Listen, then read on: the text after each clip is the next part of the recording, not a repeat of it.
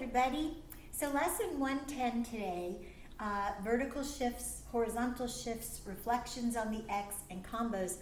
I think when I taught you this, I pretty much covered everything because I wanted it to be easy for you. So hopefully everything in this you all already know. So I'm going to just briefly go over the basics of shifting these new graphs that are not linear, okay? Now remember, the original graph of each function is called the parent graph. So the parent graph of a quadratic is a parabola, right? So f of x equals x squared looks kind of like a U. For the cubic function, we know that it makes this shape. So g of x is x cubed, kind of here.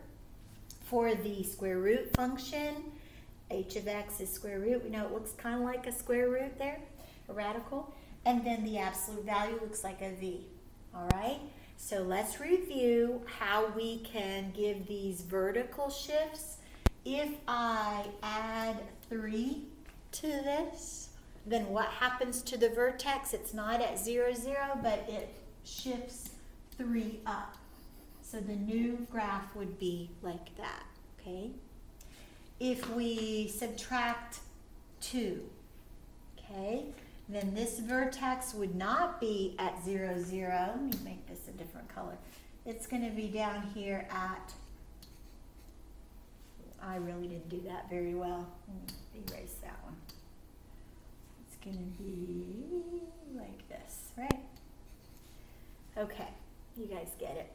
All right, if this were plus 4, then this would go up and come like this.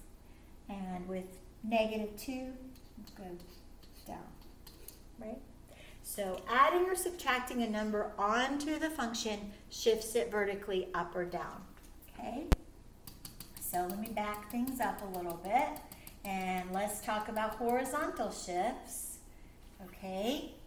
And remember, those are going to be like within a parenthesis, okay? So if we do a horizontal shift here, it's going to look like this, x minus 1, and it will be squared like that, okay? And remember, with those, we do the opposite thing.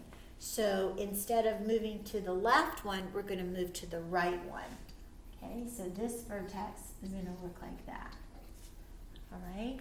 In here, we are going to, let's say that we're going to add 2. All right, so it's in the parenthesis, so we're going to go 2 to the left, and this is going to shift like that, okay? And then here it would be maybe like plus 3 under the radical, so it's going to be a horizontal shift to the left, 3.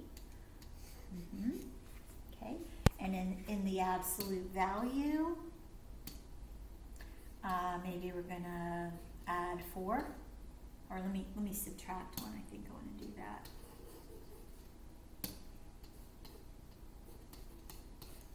All right. So what would we do? We would add 4. We do the opposite thing horizontally. Okay. All right. So that's the horizontal shifts. All right, then let's talk about reflections. I have to do a lot of erasing here. Let's see.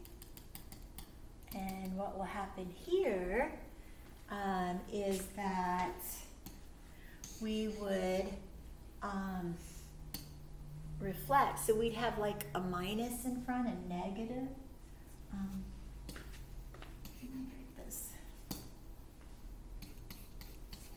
All right, so this one would go down, okay? If this one's a reflection, then it's going to look, let me change the color really clear here. It's going to go this way, isn't it? Okay, if this is reflected, it'll be that way. And if this is reflected, it'll be that way. And again, all of these are in your book, and I did teach it before, so hopefully it's pretty easy for you.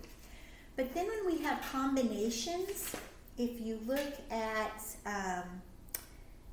example 110.4, so look on page 465, And this one says f of x equals the opposite of the absolute value of x plus 3. So here I'm doing two different things. So what you'd want to do is think, okay, it's an absolute value. So the parent graph is a V shape, right? And just kind of write that in like dotted lines or lightly. And then think about what changes are being made. First of all, it's a reflection. All right, so the new one is going to go down, but then I'm going to add 3. So what I would finish with, my finished product would be this. So it's going down, it's reflecting, but the vertex is 3 units up. So you don't need all of these other dotted lines. If you leave them, it's fine, but just make it crystal clear which one is your final product. Okay? So then let's look too at, well, I'm going to let you do the practice. So do practice A through D, and then we'll talk about them.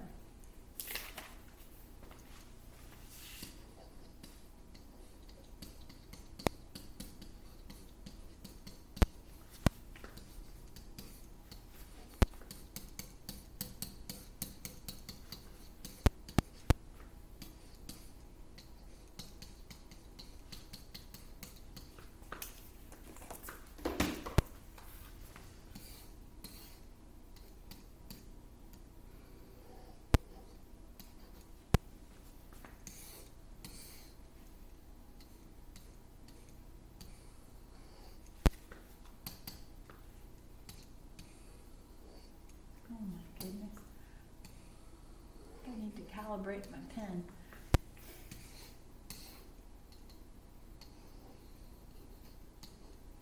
All right, so for A, these are all quadratics, aren't they, with the square? So this vertex is going to move 3 units up. For B, the vertex is going 3 to the left. It's in the parentheses. We do the opposite thing horizontally. And here we have a reflection. Now for D, I hope that you chose 3, okay? Because which of the following statements is true for that absolute value function? It would shift horizontally 3 units to the left. All right, so quick and easy lesson. Proceed to RunWeb, see what you need to do in 110, and I'll talk to you tomorrow.